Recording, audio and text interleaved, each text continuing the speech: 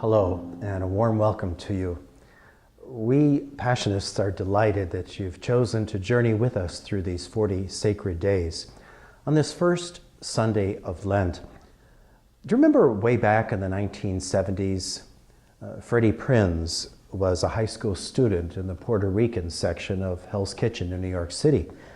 He was an extraordinary, talented young man and very, very funny. In fact, during lunch period each day in high school, Freddie would entertain his classmates with material he had written the night before based on current events. It wasn't just students that enjoyed his gift, though. Faculty, administration would cluster in tables because Freddie was really good.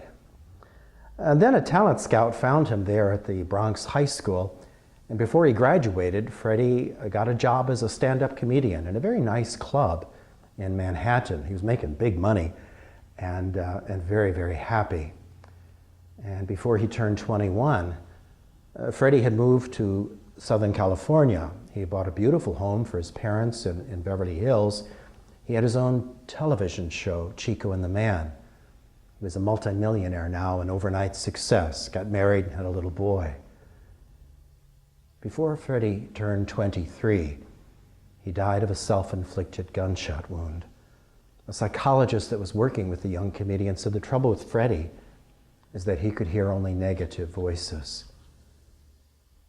As we journey these 40 days of Lent, what voice are you listening to?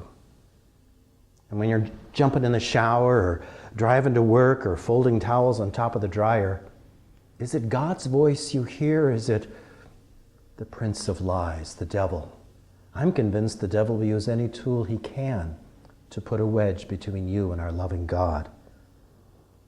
You know, in today's first reading, we hear Deuteronomy shout and thunder God's promise, a land flowing with milk and honey. And then in Paul's letter to the Romans, we're reminded that no one who believes in God will ever be put to shame. Remember earlier in the gospel when Jesus is baptized in the Jordan? There, he with John, all of a sudden the clouds disperse. That means that Jesus can hear clearly. There's clarity in God's voice. You're my son, my beloved. Now, immediately Jesus is catapulted into the desert, and there he's tempted by negative voices.